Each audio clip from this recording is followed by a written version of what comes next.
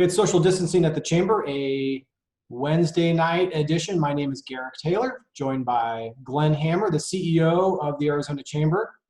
A little segment we call Happy Hour with Hammer. We have a special guest. It's a timely guest today, Glenn. Why don't you introduce Sean? Well, a big welcome to Sean McCarthy, Senior Research Analyst for the Arizona Tax Research Association.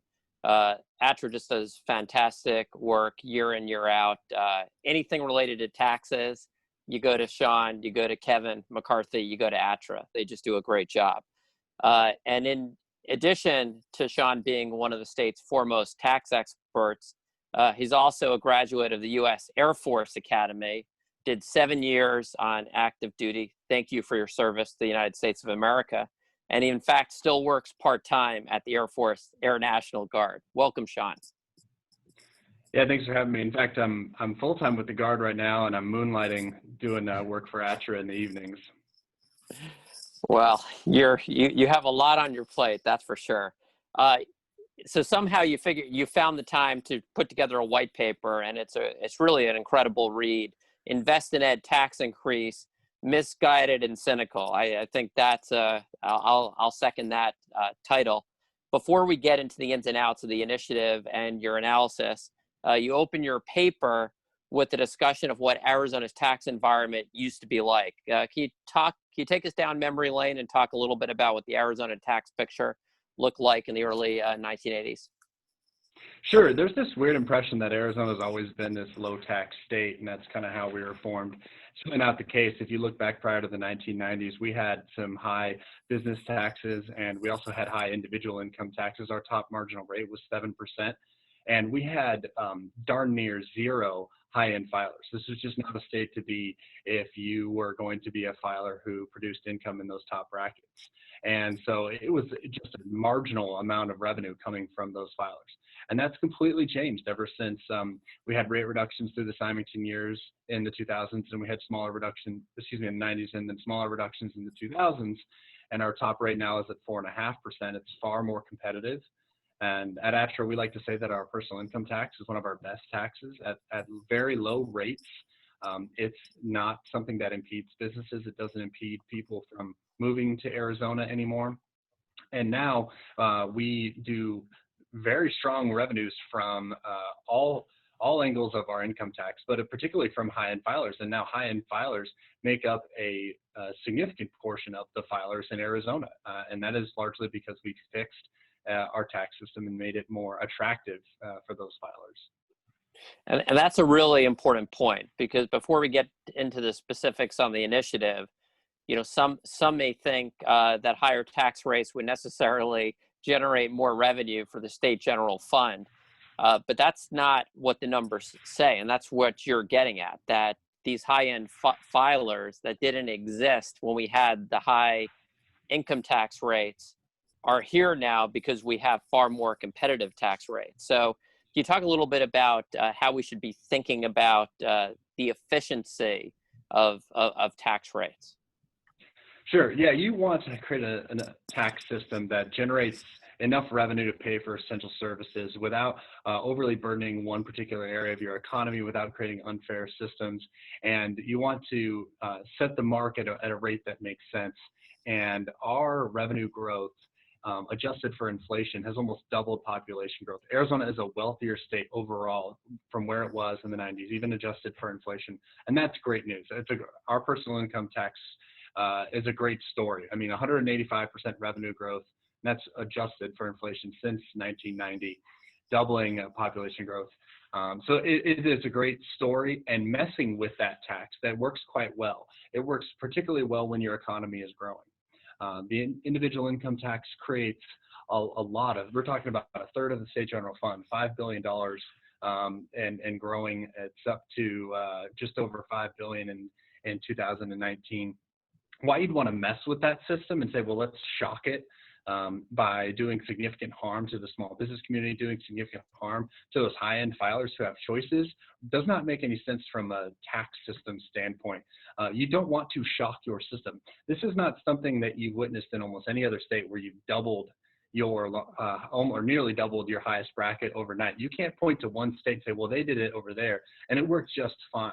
And I think Arizonans know that intuitively, that we're a state that's based on choice. People choose to be in Arizona. They could choose not to be here if they wanted to, if this wasn't a state that was attractive for business owners and for high-end filers. And so to think that that's a tree you can just chop at and it's not going to fall down is pretty silly. Well, that's a great point, given that something like 70% of our adults have moved here from somewhere else. There's no one forcing them to do so. They're doing so voluntarily for a variety of reasons. Our low taxes and our great regulatory climate and regular, overall climate are several reasons why.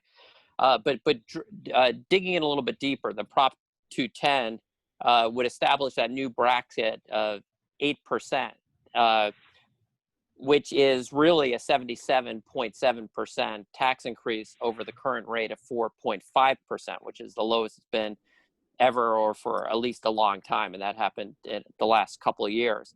You write that if Arizona did that, we'd have arguably in quotes, the most unbalanced individual income tax in the country. Now, what do you mean by that? Sure. Well, right now, Arizona has a progressive income tax system where people that make lesser amounts of money pay very, very little, and then middle incomes pay a little bit, and then higher incomes are going to pay 4.5% of their incomes. Around the regional west of the United States, you have three types of states. You have people with no income tax: Nevada, Washington, Texas, Wyoming, South Dakota. And then you've got a lot of flat tax states that essentially have a completely flat income tax. And that's like Utah, Colorado, Idaho, Montana. And then you have those with progressive income taxes like Arizona, Oregon, and California. Oregon and California have very high rates, but they start paying at even lower amounts. So everybody is paying a pretty high rate. They demand that. In Oregon, they don't have a sales tax. They make up for it with high income tax rates. Arizona would be the only one regionally that is asking almost nothing from lower and middle incomes. And I don't want to, say nothing like it doesn't count. Those amounts do add up, but relatively speaking, it's lower rates. And then a very high rate on the higher incomes. So it'd be very unbalanced. You wouldn't be able to point to any other system in the country and say, yeah, they also do that. And just from a pure policymaking standpoint, that doesn't make sense. At the state level, we have to pay our bills. We all have to contribute. We need to know what we're paying for. It would be a very odd thing to have this system where at most incomes you're paying a very small amount, but all of a sudden at higher incomes you're paying a lot. From a democratic standpoint, it really doesn't make sense. And so that's what I mean by unbalanced. And that really gets to the cynical part of this whole initiative. The proponents, instead of having the confidence to say, hey, we'd like Arizonans to pay more for education. We'd like to spend more on education. We'd like to ask everyone. So instead of having the confidence to make that argument, their whole argument is, hey, you won't have to pay. You won't have to pay for this. So they apparently don't have much confidence in Arizonans' willingness to tax themselves to spend more on K-12. So cynically, they're saying, let's have a democratic vote, 50% plus one, where we're going to make that guy over there pay more. And don't worry, you won't have to pay. It doesn't show much for your argument when if the whole thing is grounded in you not having to participate in this. It's bad for democracy. It's bad for the state. It's a bad use of the initiative system. So yeah, it's deeply cynical. Yeah. Sean, in the paper, you write that despite what proponents say about the proposed increase, that the initiative will not be a reliable fund source for teachers. And to illustrate your example, you cite the last recession. So tell us about what happened in the last recession and why you're such a skeptic when it comes to delivering for teachers. Sure. I mean, this whole thing is puzzling. What do we always hear from K-12 spending advocates? It's that they want $1 billion, they want dedicated funding, and they want stable funding for K-12. Well, 0 for 3. This isn't any of those things, right? It's not $1 billion, won't even be close, right? Because you're taxing just 2% of filers, so it's actually a relatively small number. So they're not getting the money they claim that they need. It's not dedicated, doesn't go to base funding, it goes to grants, which means that schools can't even put it into base pay. They can't count on it. So at best, we're talking about twice a year bonuses to staff and teachers, right? And then third, it's not stable, right? This is the most volatile bracket within your income tax system. During the recession, this bracket went down 32% in the first year. You guys mentioned in your last podcast, this is where capital gains lives. This is where business profits lives. And so it's interesting that for years we've heard about wanting $1 billion dedicated funding, stable funding, and then yet they designed a proposal that is 0 for 3 on the things that they claim to want. Again, not only showing how cynical this is, how misguided it is. They had 2 years to put pen to paper on a tax increase for education, and they're not even getting the things that they claim that are most important to them. It really makes you scratch your head what the outcome was. If you look at the amount of money that we're talking about here, maybe $700 million goes to K-12 if there's no economic downturn associated with it, which we don't know, and we think that it'll be less than that. But after it all shakes out, you're talking about $400 million earmarked for teachers. You're talking about maybe 10% bonus. 10% bonus paid out twice a year. Are teachers going to be thinking that that really solves their challenge? I don't think so. I think that what K-12, there's a lot of people out there, well-meaning people, that I say, look, I would love to see a tax increase for education. I think that it's just something we ought to do. I'm on board with that. Well, my question to those folks would be, do you think that making Arizona one of the highest income tax rates in the nation is worth a 10% bonus for teachers paid out twice in installments that's not even in their base pay? Does that sound like a good trade-off to you? Because I don't think it is. Got it. Glenn, you had a question about this issue of the teacher contracts and contractual salary. Well, I think, Sean, one of the things that you did right, that this won't even increase it's sort of your point that the way this is designed, it's this bonus scheme. It's not something that's built into the base. It's not something that's in a contract. So you just think about any sort of occupation, public or private, it's a lot easier to figure out your family budget if you have a base pay amount that's stable, and then the bonus might be for the vacation or something like that. So, I think your points there are just very important as well in terms of a major argument against the initiative and a major flaw in it. Sure, Glenn. Yeah, if you recall, one of the biggest issues in the 20 by 2020 teacher pay plan, it was whether or not this was going to be base funding. If it was going to go into the base, can schools count on it reliably? They're not going to put it into base funding unless they can rely on it, right? It's a dedicated funding. And it's not stable if the revenue is derived from one place and one place only, and that is high-end filers. So now you've got two problems with it. It's not dedicated, it's not in the base, and it's not stable. It comes from an unstable revenue source. And so every year, the districts and charters are going to have to stare at those revenues as they're coming in and then try to build a plan for the next year as far as how much they can dole out. The money comes to the LEAs by design in the form of grants that then they can turn around and pay out. And so they won't be able to put it into base funding. Maybe they could take a small slice of it and say, we can do that. And so, how good are teachers and staff going to feel if they're getting a small slice added to their salary and the rest they have to wait on for a bonus? They're not going to feel much better. In reality, it'll be similar to the Prop 301 payouts. Again, not answering the bell for taxpayers, not answering the bell for teachers. Sean, I wanted to ask you about who's affected by this, because in your paper, you say that, and I'm quoting here, 58% of Arizonans in the private sector work for a business that pays its income taxes via the individual income tax. And then you quote IRS data that 27% of Arizona filers with partnership or S-corp income will be impacted by the tax increase. So that contradicts the argument that it's only a tiny fraction of businesses that are impacted. So just, could you explain that for us, sir? Because I think that most Arizonans probably think that businesses pay their taxes on, like corporations, on the corporate tax code, but you're saying that's not the case. Yeah, the advocate's entire arguments can be relying on. This doesn't impact anyone. This doesn't impact anyone This money just falls from the sky. And it's not true. This is going to fall at the hands of businesses, business owners, and job creators. That's where this is going to fall. And the vast majority of Arizonans, the majority of Arizonans work for a small business, and the small businesses that pay all the taxes are going to be the ones that are impacted. So sure, there's a lot of sole proprietorships that may not be impacted if you just work for yourself and you don't generate that much income, then yeah, you may not be affected. But if you look at who is paying all the taxes, out of small businesses. It is businesses that end up in these brackets. That's where all the money, as we like to say at ATRO, that's where all the money is, right? That is where it is all being generated from. So to say that this is just a fractional number of businesses, A, is not true. Okay, you're talking about a third of businesses are going to be impacted, and you're talking about the vast majority of where that revenue comes from. So you're shocking your system. You're shocking base revenues. And so to the extent that you make businesses change their behaviors, if they decide not to invest in the same way, or worse, they decide to leave or move, then you are not only impacting what you think you're getting from this, you're impacting the base. So everyone in the state of Arizona who is dependent upon the state government providing revenues, okay, whether we're talking about healthcare institutions, we're talking about universities, your revenues are being impacted. This is going to impact base funding. So everyone has skin in this game. It's not just taxpayers. Okay, so if you have an interest in state government or counties and cities who depend on state shared revenues, you've got skin in the game here, and you should be asking yourself, hold on, this thing is now impacting our revenues.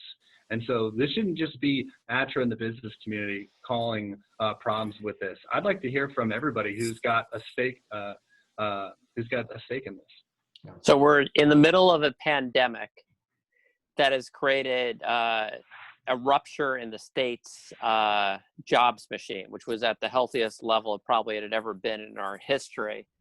And here you have this thing with 70% of the adults, including myself, have come from outside of the state.